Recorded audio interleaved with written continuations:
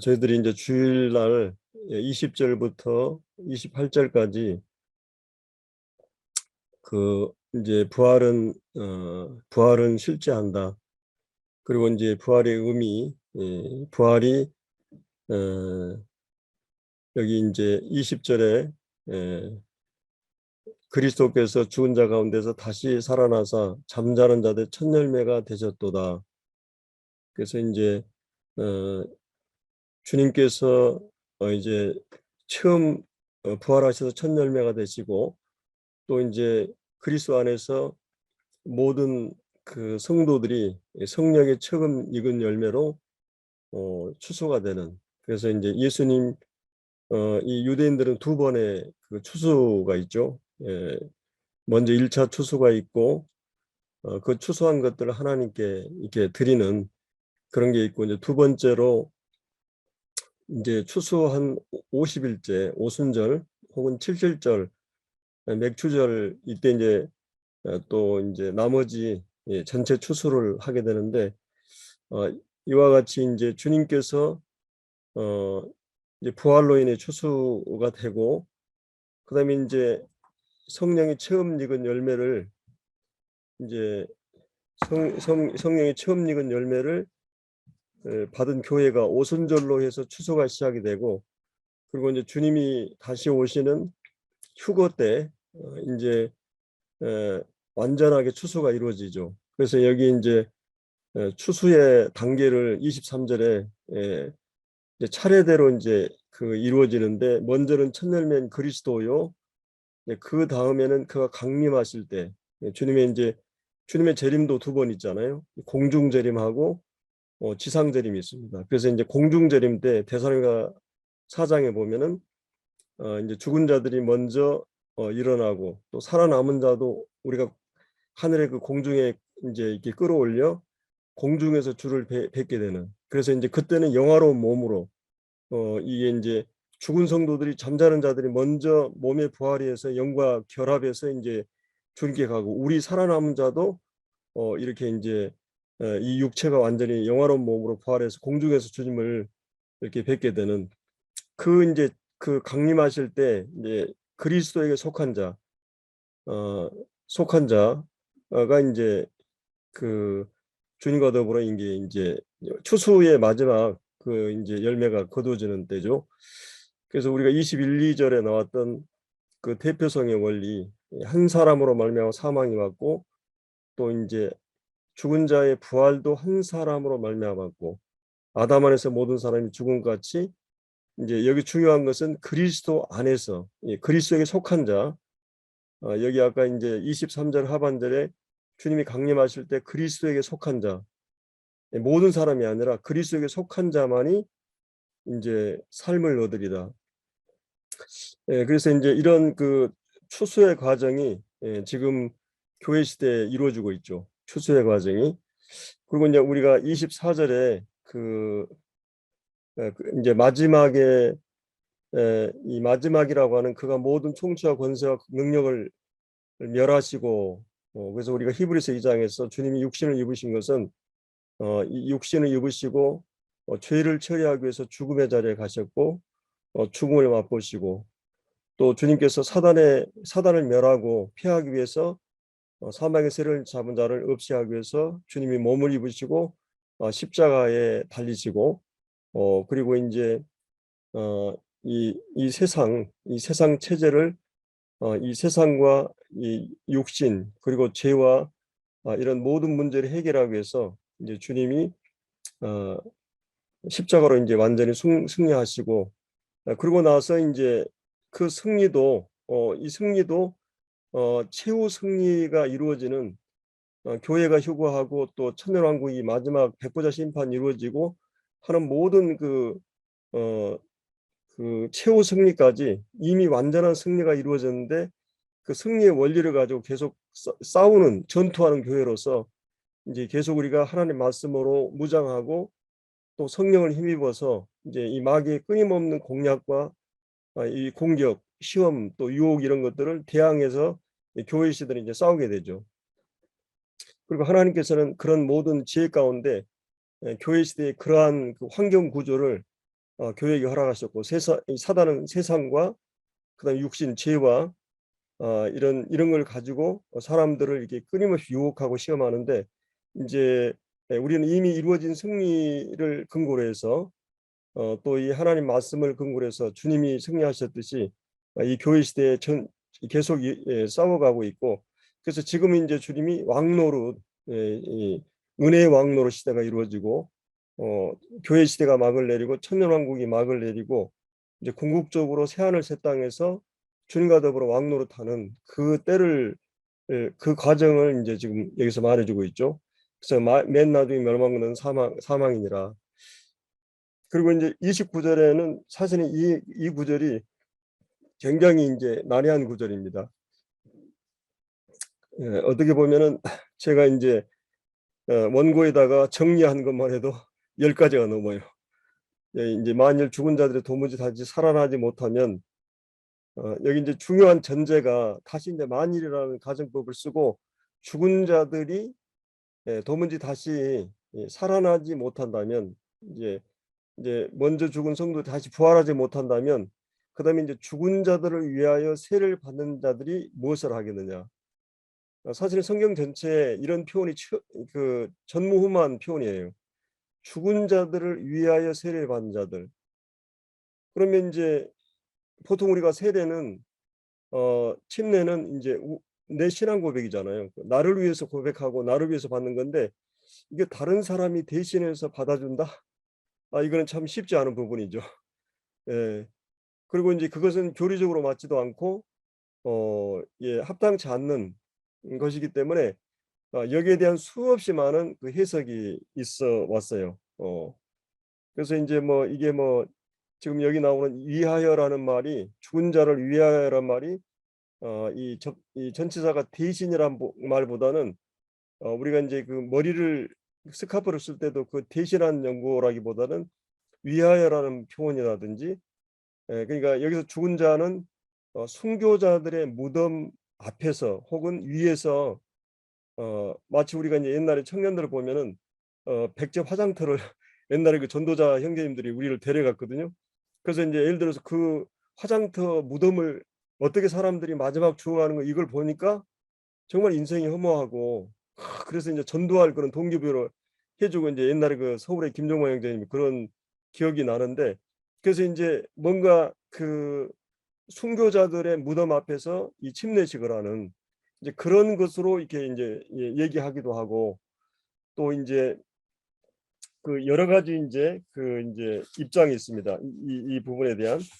그래서 이제 그 누구죠? 그 이제 우리가 이제 잘 아는 월리엄 맥도날드 형제님은, 바울이 이제 이 서신서 쓸 당시에 그리스도를 공적으로 믿고 고백하면 이것으로 인해서 가혹한 핍박이 있었고, 이 핍박은 침례받는 자들에게 더해졌고, 우리가 이제 소련 같은 데는 침례식을 하게 되면 막 이렇게 숙청을 하고 죽이는 그런 일이 실제 있었죠.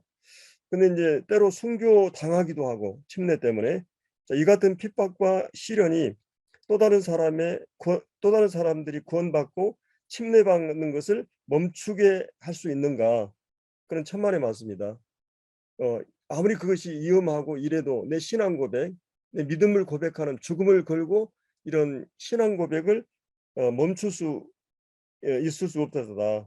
그래서 순교자의 숫자만큼 오히려 침례받는 숫자가 늘어나고, 자, 그렇다면 목숨을 걸고 침례받은 그 사람들이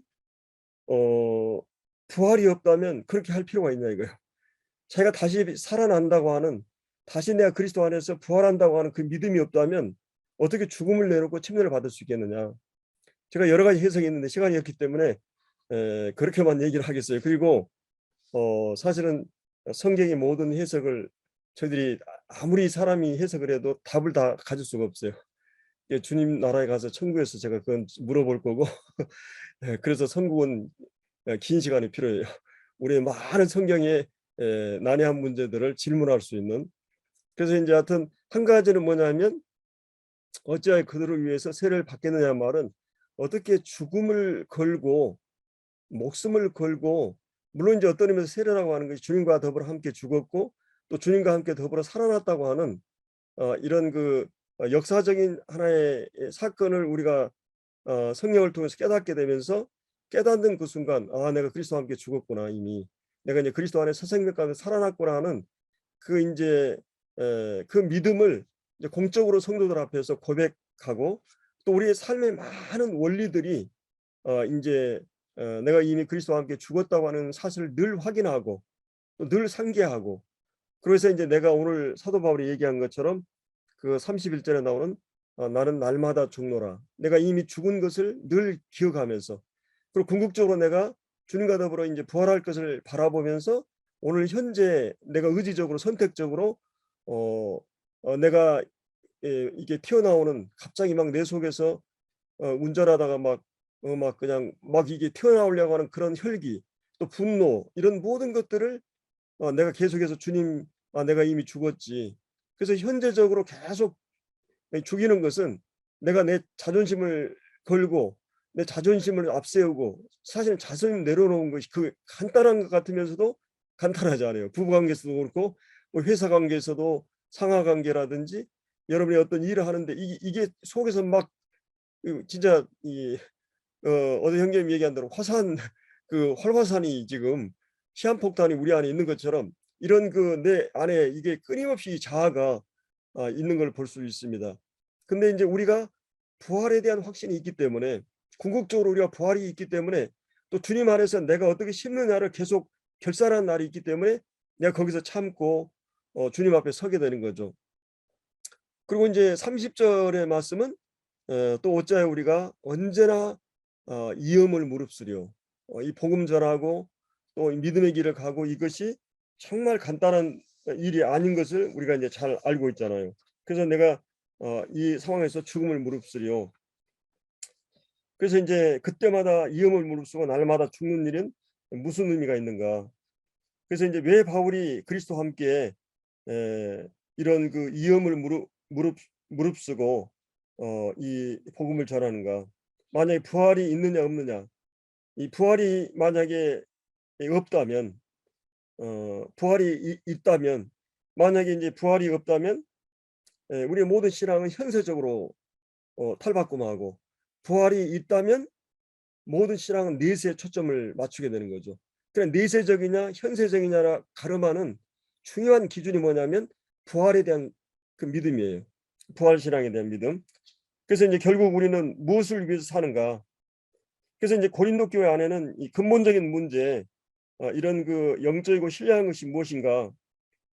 이제 이 고린도 성도들은 어떻게 생각하냐면은 신뢰한 것은 뭔가 이제 능력, 은사. 그래서 1장에 보면은 우리가 이제 공부를 했었습니다만은 이 고린도 교회는 참 구변이 많고 지식과 은사와 막 이런 그 이게 말 잘하고 이런 모든 것이 굉장히 풍성한 이런 그 은사가 풍성한 그런 교회였어요. 예, 고린도 교회는. 그래서 이제 이 지혜와 지식과 은사, 구변 이게 넉넉하고 부유한. 그래서 그들은 생각하기를 그들이 이제 굉장히 영적이고 신령하다고 이제 생각을 한 거죠. 그래서 이제 이 사도 바울은 이제 바울은 그러면 신령한 것이 무엇이냐? 이 바울을 보면 이제 끊임없이 환난을 당하고 또 이제 십자가 지고 사는 삶이고 그래서 이제 바울이 그것은 종말론적인 시각에서 내세를 향한 이 약속 차원에 보지 않으면 현세에서 자기 증명, 우월, 형통 보상 이걸 생각한다는 것이죠. 그래서 바울과 그들이 이제 충돌하게 되고 왜 바울은 늘 실패하고 이 고난을 받느냐? 그래서 사도권의 의심을 받고 그것으로 인해서 이제 여러 이제 나는 바울에게 이제 분파 분열이 일어났던 걸 볼 수 있습니다. 그래서 신뢰한 것은 내세 영원한 것을 위해서 이제 그리스도가 메시아로 오실 때 영광이나 심판이나 강력한 그런 주로 오시지 않고 대속자로서 오듯이 희생 양으로 오신 것 같이 우리도 그 뒤를 이어서 십자가를 짐으로 그리스도의 법을 성취하고 그 십자가의 원리로 이렇게 살아야 되는데 그래서 이제 고린도전서 우리가 4장에 보면은 사도 바울이 이제 그런 부분에서 쭉 얘기하고 있는 것을 볼 수 있습니다. 신령한 싸움이 무엇인가? 그것은 사도 바울이 우리는 끊임없이 비천하고 헐벗고 비방을 받고 하나님의 종의 모습을 보여주고 있고 이제 여기가 이제 목적이 아니고 너희는 이미 그러면서 너희는 이미 배부르고 또 이렇게 하면서 왕노릇하지 않았냐. 사도 바울은 우리가 구경거리 만물의 찌같이 되었다. 이런 이제 표현들을 여기 사도 바울이 이제 하고 있는 걸 볼 수 있습니다. 그게 이제 이 땅에서 삶이라고 하는 것은 주님이 살았던 삶의 원리로 우리가 이제 살아가게 되고 그것은 이제 우리가 하나님께서 이 땅에서 훈련의 과정으로 이 과정 코스를 인생을 허락하셨고 그러니까 우리가 이제 증인의 삶을 살든지 아니면 이제 우리를 하나님께 연단하고 계속해서 이제 하나님의 사람으로 만들기 위해서 이 방법을 이제 하나님께서 사용하신다는 것입니다.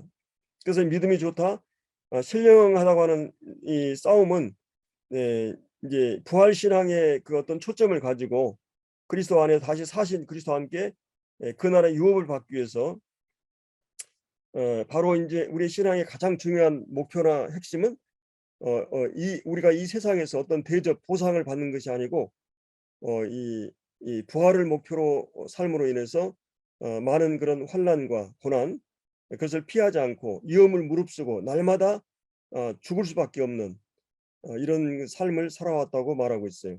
그래서 이제 세상은 어둠이고 헛되고 이 보상이 없고 또 고난이고 나그네 길이고 양을 이리 가운데 보내는 때마다 위험을 무릅쓰고 그리스도인은 내세를 준비하고 내세 영광을 목표로 하고 영원한 소망을 위해서 우리의 그 약속과 영원한 가치 내세를 위해서 우리가 삶을 살아가고 있다고 하는 것입니다.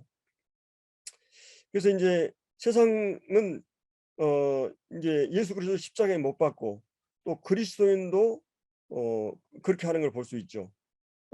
그리스도인을 조롱하고 핍박하고 온갖 욕을 이게 하는 것이 이제 이 세상입니다.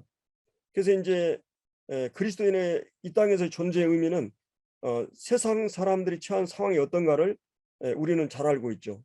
그들은 하나님의 진노의 대상이고 또 멸망을 향해서 계속 치닫고 있고 마치 이제 이 세월호처럼 장망성 이게 비행기가 이제 가는데 하늘에서 테러가 이제 비행기 조종사에게 테러가 원하는 대로 움직이듯이 마치 우리가 지구호라는 것이 사단이 지금 모든 인생들의 머리에 권총을 겨냥하고 그 마귀가 죄가 조종하는 대로 움직일 수밖에 없는 그런 환경에서 그들은 살아가고 있는 것을 볼 수 있습니다. 여러분이 이제 다리가 망가진데 막 기차나 고속도로가 다닌다고 생각해봐요. 바로 이 세상은 뻔한 그런 멸망을 향해서 언제 어떻게 죽을지 모르는 이 삶을 향해서 치닫고 있는데 이제 그리스도인들은 이런 것들을 다 알고 있기 때문에 이제 우리는 마치 그 깃발을 들고 목숨을 걸고 이제 그 차를 이게 깃발을 두고 차를 세우려고 그러고 그래서 이제 이런 것이 그리스도인들의 증인들의 삶인 것을 보고 그것 때문에 우리는 끊임없이 오해와 핍박 또 비난을 받으면서 우리는 이 길을 가고 있는 것입니다. 그래서 이제 여기 사도 바울이 이제 보면은 거기 이제 우리가 이제 맹수와 더불어 싸웠다고 이렇게 말하고 있어요. 맹수와 더불어 싸웠다. 이것은 이제 물론 문자적으로 그 이제 노마는 그 이제 범민들을 맹수들의 굶겨 가지고 이제 이렇게 싸우기 위해서 그런 그 형벌이 있는데 그러나 이제 사도 바울은 로마의 시민권자였기 때문에 십자가형이나 화형이나 아니면 이런 그 맹수에게 먹이는 이런 걸 할 수가 없어요. 그러니까 이제 이거는 비유적인 것으로 여러분이 이제 사도행전 19장에 보면 사도 바울이 막 아데미 신전 때문에 사람들이 막 그 우환이 몰려가지고는 이제 사도 바울을 막 죽이려고 했었잖아요. 이제 이런 그 더불어 이제 싸웠다는 의미입니다. 비유적으로. 그래서 내게 무슨 이익이 있으려.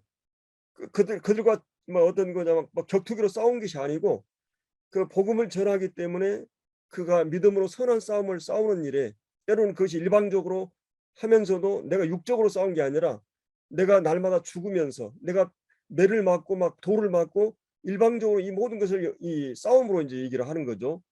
그 싸우다 내게 무슨 이익이 있으려. 죽은 자가 다시 살아나지 못한다면 내일 죽을 터이니 먹고 마시자 하리라.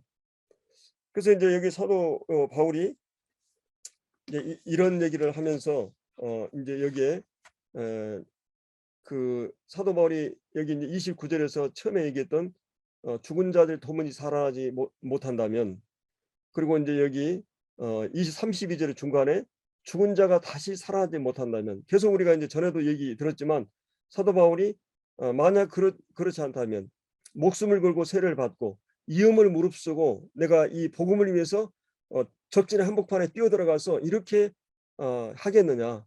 그러면서 사도 바울은 여기서 이제 아주 중요한 이런 모든 핍박과 압박과 그러는 그 비난과 공격 앞에서 사도 바울은 어떤 태도를 취했어요? 31절에 나오는 내가 형제나 내가 그리스도 예수 우리 주 안에 가진 나에 대한 나의 자랑을 두고 이제 달아나노니 나는 날마다 죽노라, 이렇게 표현하고 있어요. 나는 날마다 죽노라. 여러분도 이제 이런 여러 가지 그 싸움이 이제 시시각각으로 다양하게 찾아오는데, 내가 자존심을 세우고 내가 내 자아를 세우고 이렇게 하면 이제 실패해 버리는 거죠. 사도 바울은 지금 나는 날마다 죽노라, 이렇게 얘기 말하고 있습니다. 물론 이제 어떤 의미에서 보면 우리 모두는 날마다 죽어가고 있어요. 육신의 생명을 갖기 시작할 때부터 우리는 죽음을 향해서 나가고 있어요. 사는 것이 아니라 우리는 죽어가고 있어요. 내가 몇 살 살았다 이 말은 합당치 않고 나는 몇 살 죽었다고 얘기할 수 있어요. 촛불이 만약 이제 내가 60년이면 80년 산다면 20년이 남은 거예요. 촛불로 얘기하면 마치 모래시계가 작동하기 시작할 때 모래는 점점 줄어드는 것처럼, 여러분 이제 암병이 걸리면 시한부 인생처럼 생명이 유한적이고 침상에 있는 생명은 삶이라고 볼 수 없죠. 아까 우리가 이제 22절에 우리 그리스도 안에 모든 사람이 부활 생명을 얻고 이제 그리스도 안에 삶을 우리에게 이제 허락하셨는데, 그래서 이제 우리 인생을 꺼져가는 등불이라 그랬어요. 등불이 이제 가끔 우리가 이제 병사에 가보면 꺼져가는 그런 생명을 봐요. 이제 이 얼마 안 되는 노래지고 야이고 암이라든지 불치병에 걸려서, 그리고 성경의 마태복음 12장에 보면 꺼져가는 등불이 인생을 또 상한 갈대라 그랬어요.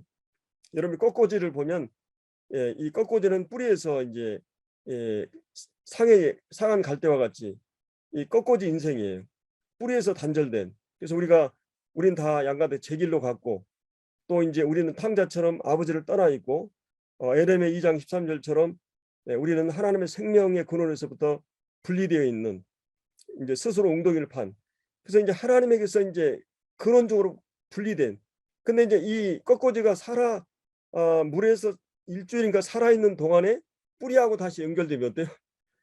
다시 이제 오래 살 수 있어요. 우리가 이 땅을 살아가면서 우리가 주님과 더불어 다시 복음을 통해서 관계를 회복하면 뿌리에 연결되는 것 같죠. 복음을 통해서. 그래서 하나님 영원히 우리가 다시 살 수 있어요. 그래서 영혼은 떠날 준비를 하게 되고 제위처럼 다른 나라를 향해서 삶은 죽음의 그림자가 두려운 골짜기에 갔다 그랬어요. 그래서 삶은 매우 고통스럽고 불행한 것입니다. 죽음의 두려움을 느끼면서 날마다 사람들은 죽기를 무서워함으로 일생에 매여 종노릇하고, 그래서 이제 믿음의 삶은 어떤가? 그리스도인에게 죽음은 두려운 것이 아니에요. 왜냐하면 잠자러 가는 거이기 때문에. 그래서 우리가 이제 15장 보겠지만 사망아 너희 쏘는 것이 뭐냐? 사망에 쏘는 것은 죄의 권능 율법이라고 하는데, 마치 이것은 이 벌침이 하나가 있잖아요. 쏴버리면 그 다음은 쏠 수가 없어요. 권총이 있으면 총알이 나가버린 거예요 이제. 그러니까 사단은 이 모든 그런 그 죄와 사망의 문제를 주님 해결해 있기 때문에 이제 사단이 우리를 공격할 수 있는 모든 공격의 어떤 모든 것을 마치 그 사자가 있는데 이빨이 빠져 있고 발톱이 빠져 있고 쇠고랑이가 묶고 있는 것처럼 폐잔병 같은 것이, 이제 지금 사단이 우리를 공격하는 것은 그거예요. 우리가 이제 주님의 승리를 알게 되면 사단을 잘 대응할 수가 있겠는 거죠. 그래서 이제 벌은 우리가 이어비의 대상이 되고 벌에 대한 무서움이 있기 때문에, 사자에 대한 그거 있기 때문에 어떤 위험이나 유혹이나 이런 것을 할 수 있지만 이미 그런 폐잔병이라고 하는 것입니다. 그래서 이제 이 그리스도인의 죽음은 이 축복의 관문이고 영광을 통과하는 이제 고생 끝 행복 시작처럼, 이제 우리는 인간의 모든 질병과 늙고 병들고 이런 모든 것에부터 자유롭게 해방되는 이런 것을 이제 볼 수가 있습니다. 그래서 이제 우리가 이제 여기서 이 날마다 사도 바울이 죽는다고 하는 것은 아까도 얘기했듯이 그리스도와 함께 우리가 죽었다. 로마서 6장이나 에베소서 2장 같은 데 보면 우리가 그리스도와 함께 이미 죽었다. 죄에 대해 죽은 우리가 어찌 그 가운데 더 살리요. 왜 우리가 죽었느냐 하면 로마서 6장에 보면 죄에게 종노되지 않기 위해서. 왜 우리가 주님과 더불어 부활했느냐 하면 사망이 다시 우리를 주장하지 못하게 하기 위해서. 그리고 이제 죄에 대해 죽은 자 의에 대하여 산 자로, 죄에 대해 죽은 자 하나님에 대해 산 자로 여기라고 이렇게 말하고 있습니다. 그래서 우리가 이제 이런 이 믿음이 없이 날마다 죽는 것은 아무런 의미가 없겠죠. 이런 그래서 이제 죽음이라고 하는 것은 어떤 그 존재가 그치는 것, 이 삶의 해체잖아요. 그렇다면 우리가 부활이 없다면 날마다 죽는다고 하는 것은 바보짓이죠. 그래서 이제 그리스도인들은 이 죽음이라고 하는 것은 영과 육체가 분리되면서 육체가 죽을 때 육체는 이제 무덤에 잠을 들고 부패하고, 그리고 이제 영혼은 주신 하나님께 가고 낙원으로 가고, 그다음에 이제 주님이 다시 오실 때 천사장의 나팔과 함께 다시 육체가 영혼과 연합해서 전 존재가 구원받은 것이 이제 우리 기독교 구원이고, 그 부활을 우리가 기다리고 있는 것이죠. 그 죽음이 무엇인가 우리가 올바로 이해하고 죽음에 어떤 결과가 온다는 것을 분명히 안다면 우리가 날마다 죽는 것은 배우고 연습하는, 그래서 하나님의 은총으로 이것들을 이제 성취해 나가는 것을 우리가 볼 수 있습니다. 자, 그래서 우리가 이제 여기서 사도 바울이 나는 날마다 죽노라. 사도 바울이 어떻게 보면 날마다 죽음 앞에 서 있는, 그리고 이제 날마다 자기가 이제 죽노라고 이렇게 말하고 있습니다. 무엇에 대해서 죽어야 됩니까? 이미 우리가 죽은 것을 확인하고 또 이 확실한 이 부활 소망을 보상을 바라보면서 우리가 현재 삶에서 내 자신을 내려놓고 내가 의지적으로 날마다 죽노라. 제가 이제 주일날도 그런 얘기했지만은 그런 어떤 막 혈기라든지 욱하고 버럭 화가 나오고 그냥 내질러 버려 막 하는 그런 충동들이 막 우리 속에서 일어나고, 그냥 가끔 여러분이 저기 뭐냐 운전을 하다가 접촉 사고 난다든지 아니면 막 이게 재산과 생명과 관련돼 있기 때문에 굉장히 예민해 있잖아요. 그리고 묘한 그런 자존심 이렇게 해가지고 막 아주 엄청난 일이 일어나잖아요. 이런 그 운전 중에서도. 근데 이제 그런 상황에서 내가 죽어야 되는 것이. 근데 그 상황에서 우리가 참 나를 컨트롤하는 게 쉽지 않잖아요. 자기를 부인하고 자기를 부인한다는 것이. 근데 갈라디아서 6장에 있는 대로 내가 내가 그리스도와 함께 십자가에 못 박혀 죽었다고 하는, 그리고 내가 세상에 대해 죽고 세상에 나에 대해 죽었다. 그래서 이제 내가 죽었다고 하는 것, 내가 죄가 죽은 게 아니라 죄에 대해 내가 죽었다. 이게 부정과거 시제예요. 이미 우리는 한 번 그냥 변동될 수 없는 과거에 그리스도와 함께 죽은 자인 것을 확인할 필요가 있고, 그래서 이제 우리의 권리나 특권, 우리의 주장, 이런 모든 것을 성질이나 분노나 화로 폭발할 수 있는데, 우리가 이제 주 예수보다 귀한 것이 없는 찬송이 있는 것처럼 세상 즐거움, 세상 자랑, 세상 행복, 세상 명예, 세상 부귀 영화 다 주님과 더불어 죽었다고 하는 그 찬송처럼, 이런 그 핍박과 대적과 박해 앞에서도 믿음의 원리로 싸우는 것입니다. 악에게 지지 말고 선으로 악을 이기는, 내 자아나 혈기를 통해서 육적인 방법으로 싸우는 게 아니라, 여기 이제 32절에 내가 사람의 방법으로 맹세하다보다 싸웠다면 내게 무슨 유익이 있으려. 죽은 자가 다 살아나지 못한다면 내일 죽을 테니 먹고 마시자. 그냥 왜 내가 손해보고 왜 내가 그럴 필요가 없잖아요. 그러나 사도 바울이 내가 날마다 죽는다고 하는 표현은 바로 선한 싸움을 얘기하고 있는 걸 볼 수 있습니다. 그래서 이제 사도 바울이 이렇게 자기를 가리켜 날마다 죽는다고 하는 표현을 하고 있어요. 정말 하나님 앞에서 이제 이런 어떤 분노나 화가 일어났을 때 참 저도 이제 이렇게 보면은 참 실수가 많은 것 같아요. 이게 상처를 주고 또 나도 상처를 받기도 하고. 근데 가만히 생각하니까 상처를 주 우리 자매가 언제 그 얘기 하더라고요. 캠프로 갔는데 어떤 형제님 말씀 잘하는데 이제 그때는 이제 혜선이가 어려 가지고 막 이렇게 막 아이들 관리가 참 쉽지 않잖아요. 의지대로 안 되잖아요. 얘들은 전혀 의식을 안 하고. 그러니까 인제 그 말씀 강사 그 형제님이 꽤 많이 모였던 것 같아요. 근데 막 우리 자매한테 지적을 한 거예요. 근데 지금도 그 생각을 하면 감정이 그대로 살아났다는 거예요. 그리고 다시는 그 형제님을 상조하거나 보고 싶지 않다는 거예요. 그 훌륭한 형제님인데도. 그게 인제 사람은 우리가 가끔 이제 상처를 저도 공적인 사람이라 공적으로 가끔 실수를 하고 또 상처를 주고 그러는데 가끔 이제 여주 교회 안에 상처받은 성도들이 다른 모임에 간다든지 그런 경우에 그 상처 때문에 어 '여주 교회로 오고 싶지 않다.' 이랬을 때 참 제 가슴이 아프고. 근데 인제 예를 들어서 우리 인제 여주 교회 안에서 뭐 문형제, 이주영제 뭐 이렇게 인제 자매들 가까이 있는 성도들은 또 이제 상처를 주고받고 막 이제 이러잖아요. 근데 그게 사람이 어떤 회피를 하고 외면을 하고 그 사람하고 멀어지면 절대 이게 회복이 안 돼요.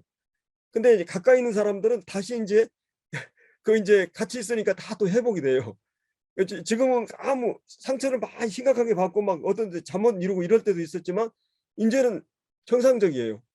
그러니까 인제 그리스도인들이 끊임없이 상처를 주고받고 이게 고슴도치처럼 현대에 다 가시가 있기 때문에 나도 열등감이라든지 나도 이렇게 혈기가 있고 나도 다 자아가 있기 때문에 나도 모르는 사이에 서로 간에 이렇게 부딪히면 가까이 하면 상처를 받고 너 멀리 하면은 멀리하기도 그렇고 가까이 하고 이게 애매한 현대인의 딜레마를 보여주고 있는데 이 성도들 간에서도 친밀해지고 가까워지면 상처를 주고 상처를 받게 되는 거죠.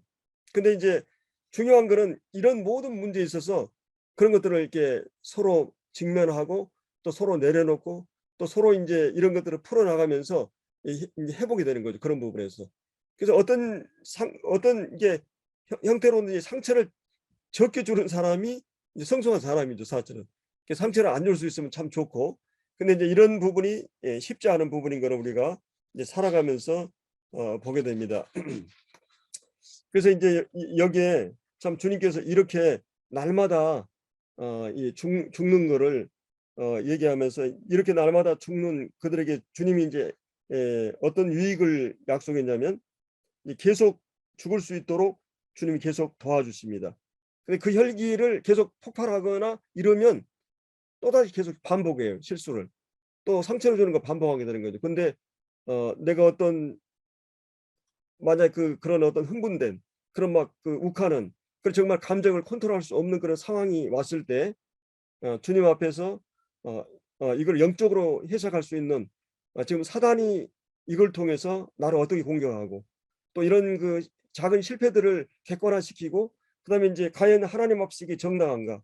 그리고 인제 이런 것들을 계속 인제 마음에 인제 생각하면서 이런 것들에 대해서 내가 이렇게 실패했을 때 내가 이렇게 했을 때 어떤 결과가 오고 그것이 두고두고 후회가 되고 정말 이게 어떤 그냥 물이 엎질러지면 다시 그냥 이게 거둘 수 없고 진짜 개밥그 신세가 되고 완전히 그때 품위가 그냥 떨어져 버리고 이렇게 되는 거잖아요. 그래서 인제 이런 부분에 대해서 좀 더 주님 앞에서 그 훈련이 필요한 거죠. 우리가 많은 실수를 하지만은 다시 그거를 주님 앞에서 객관화하고 주님 앞에서 인제 이게 전체적으로 보고 주님의 안목에서 이 상황을 생각하고 그리고 영적으로 어떤 결과가 주어질까를 생각하면서 인제 그런 일들을 하나하나 승리해 갔을 때 인제 계속 죽을 수 있는 것을 인제 경험하게 되고 인제 인제 마치 악기나 어떤 성악을 하는 사람이 작은 연습이 쌓여서 완벽하게 소리를 내듯이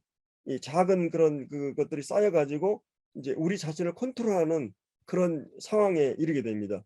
물론 인제 그러다도 불쑥 내가 그런 부분에 넘어지고 하지만 그래서 매일 주님과 주님의 죽음에 동참하고 계속해서 우리가 요단강 그리스도와 더불어 죽고 그리스도에 살았다고 하는 그것을 늘 생각하면 자기 부인을 하고 자기 십자가를 지고 나를 쫓아라고 주님이 요구하셨기 때문에 죽지 않고 이 버럭 욱하고 저질러 버릴까? 그렇게 되면 얼마나 후회하고 깊은 상처와 인제 그래서 인제 이런 것들을 이제 이렇게 생각하면서 우리가 작은 그런 싸움들을 우리가 이겨 나가야 되는 거.